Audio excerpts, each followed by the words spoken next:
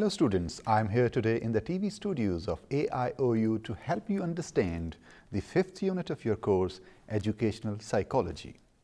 So far, we have successfully covered the first 4 units and I hope your concepts based on them are clear. Today we will discuss the topics of human needs, its many types, and try to ascertain how should a teacher deal with the needs of his children in a classroom so as to bring the best out of his kids. Let's begin today's lecture by looking at the concept of human needs first. What are the human needs and how they are important to us? Humans need a number of essentials to survive.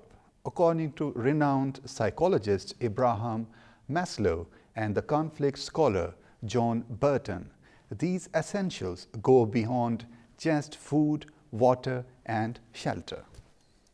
These include both physical and non-physical elements needed for human growth and development, as well as these things humans are innately driven to attain. For Maslow, needs are hierarchical in nature. That is, each need has a specific ranking or order of obtainment. Maslow's needs pyramid starts with the basic items of food, water, and shelter. These are followed by the needs for safety and security, then belonging or love, self-esteem, and finally, personal fulfillment. Burton and other needs theorists who have adopted Maslow's idea to conflict theory, however, perceive human needs in a different way. They see it as an emergent collection of human development essentials. Furthermore, they contend needs do not have a hierarchical order, rather needs are sought simultaneously in an intense and relentless manner.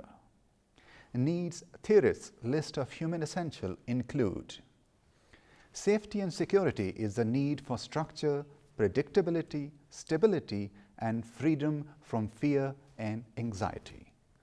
Love and belongingness is the need to be accepted by others and to have a strong personal ties with one's family, friend, and identity groups. Self-esteem is the need to be recognized by oneself and others as strong, competent, and capable. It also includes the need to know that one has some effect on her or his environment.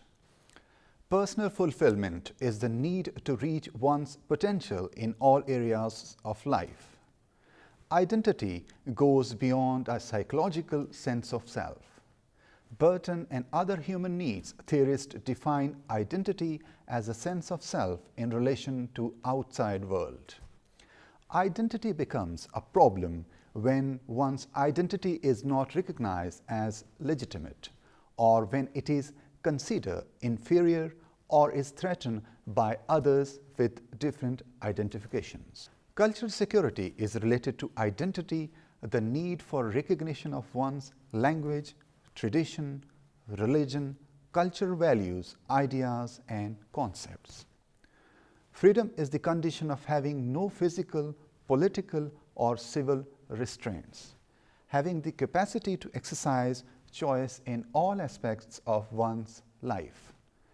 Distributive justice is the need for the fair allocation of resources among all members of a community. Participation is the need to be able to actively partake and influence civil society. While these are the human essentials highlighted by needs theorists, let's now take a look at the different kinds of human needs.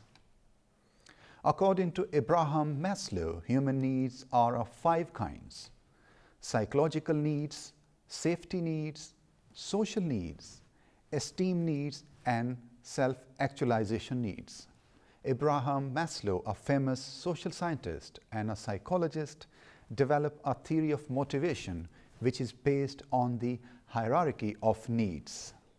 The basic assumption underlying this theory is that the behavior of individual is strongly driven by the urgency of need. For example, the individual would try to satisfy his strongest need first, and once it has been achieved, it would no longer motivate him. Hence, he would move higher to meet his other needs. According to him, there are 5 kinds of needs: safety, social, esteem, and self-actualization, as explained in this diagram. Now let's talk about these needs in detail. Psychological needs deal with the maintenance of the human body. This lowest category includes the most basic needs that are vital to survive, such as the need for water, air, food, and sleep. Maslow believed that these needs are the most instinctive needs because all needs become secondary until these needs are met. If we need water, then little else matters until we have something to drink. Safety and security needs are about keeping us safe from harm. These needs include shelter, job security, health, and safe environments. If a person does not feel safe in an environment, they will seek to find safety before they attempt to meet any higher level needs. These security needs are important for survival, but these are not as important as the basic psychological needs. Now we'll talk about social needs. Social needs advance our tribal nature. These are the needs for belonging, love, affection, as well as for relationship with family and friends and companionship. These needs are met through pleasing and fulfilling relationships with others. A pleasing and fulfilling relationship would imply acceptance by others. Having satisfied their basic psychological and security needs, people can seek relationship from which their needs for love and belonging can be met. Now we'll talk about esteem needs. After the more basic needs have been satisfied, esteem needs becomes important to an individual. Once an individual have satisfactorily met their needs for love and belonging, they can begin to develop positive feelings of self-worth and self-esteem.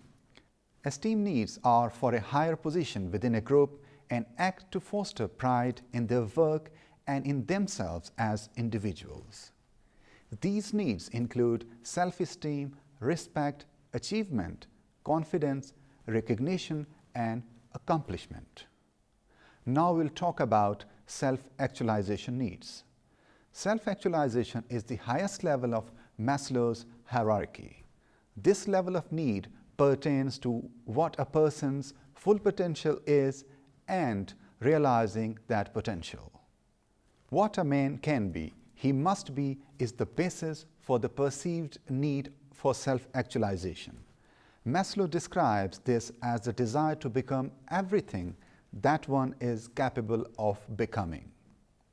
Now we'll talk about the characteristics of self-actualized people.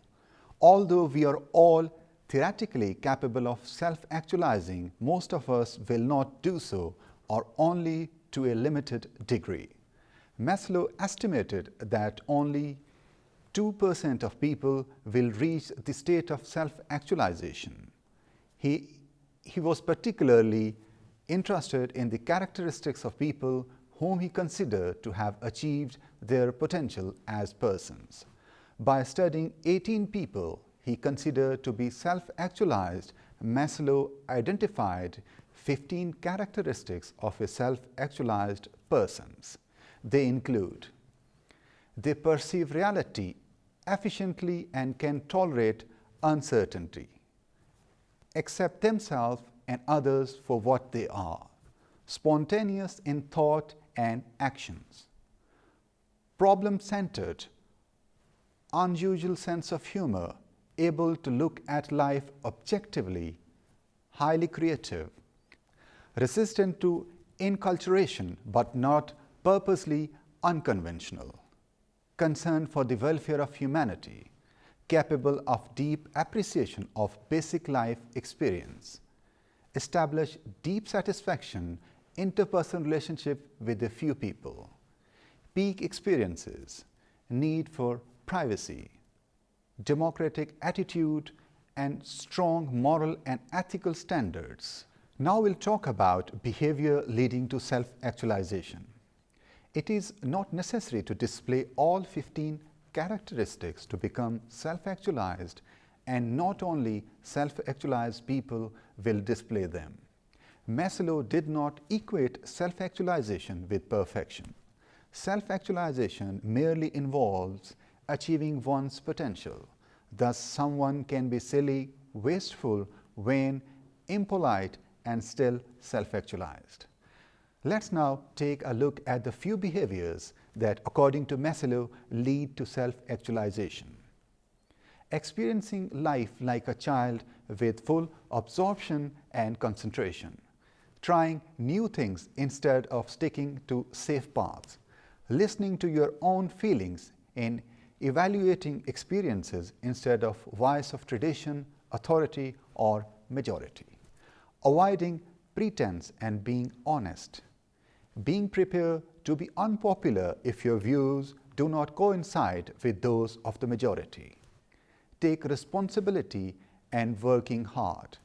Trying to identify your defenses and having the courage to give them up. Thus, in a nutshell, Maslow's need hierarchy theory emphasized 3 basic ingredients. A man is a social animal and he always desires for more and more. His needs are of many types.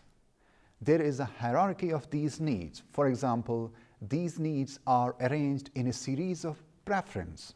After the lower level needs are satisfied, the needs for the higher level take their place. A man whose stomach is full becomes conscious of the other needs. A satisfied need can never work as a motivator. Only those needs which are not satisfied act as a motivator for influencing the human behavior. Now we'll talk about needs and interests. Whereas needs most refer to the sort of things we tend to desire as ends, and at least is the most obvious cases our well-being depends on having them. Interests seem to refer not only to objects of human needs, but also to the things that seem reliably related to them as means to end. Thus, we have an interest in transportation, even if transportation is not desirable as an end, because, let us suppose, all by itself it does not meet a vital human need, but because as a means it enables us to better achieve our ends or fulfill our vital needs. If we have a right to the objects of our vital human needs, then we also have a right to at least some means that could enable us to satisfy our human needs. What are human interests? Individual human interests are in some ways constant, in other ways variable. Certainly, they vary with changes in the health, strength, knowledge, and moral development of the individual. Healthy people have a smaller interest in medical care than those who are chronically ill. Stronger people have a smaller interest in assistance in moving furniture than weaker people. Those with greater knowledge can solve problems and relate new facts to pre-existing information better than those with less. Arguably, a person is the last years of their probable lifespan have an interest that is less pressing in younger people in reflection of their lives as a whole and asking about how their lives relating to the ongoing streams of generations. There are changes in interest across the generations because technological changes and ecological problem depending on them, bringing different problem to the fore for different generations. Nevertheless, human interest, although diverse, have a remarkable constant range down the edges. What are unhealthy human interests? Most people will agree that there is a difference between what one can take a healthy interest in and what one could call a preserve, or unhealthy interest. It is clear that not everyone will agree where we should draw the line, but most people will want to draw the line somewhere. For most of us, an interest in pedophilia would be on the unhealthy side of the line, as would as interest in amassing all the world's resources in one's hand, so that everybody else would have to grovel before one in order to receive barely enough for survival. These unhealthy preferences correspond pretty closely to what is known as moral vice, bad habits associated with inappropriate desires, and in most, if not all cases, associated with an ability to respect one's fellow human beings as person. Lastly, we shall now examine the importance of identifying and coping with the needs of children in a classroom. Maslow's hierarchy of need theory has made a major contribution to teaching and classroom management in schools. Rather than reducing behavior to a response in the environment, Maslow adopts a holistic approach to education and learning. Maslow looked at the entire physical, emotional, social, and intellectual qualities of an individual and how they impact on learning. Applications of Maslow's hierarchy theory to the work of the classroom teacher are obvious. Before a student's cognitive needs can be met, they must first fulfill their basic psychological needs. For example, a tired and hungry student will find it difficult to focus on learning. Students need to feel emotionally and physically safe and accepted within the classroom to progress and reach their full potential. Maslow suggests students must be shown that they are valued and respected in the classroom, and the teacher should create a supportive environment. Students with a low self-esteem will not progress academically at an optimum rate until their self-esteem is strengthened. Dear students, I hope you have understood the concept of human needs, its types, and how a teacher should deal with the needs of his children in a classroom so as to bring the best out of his kids. Until next time, bye-bye from the TV studio of AIOU.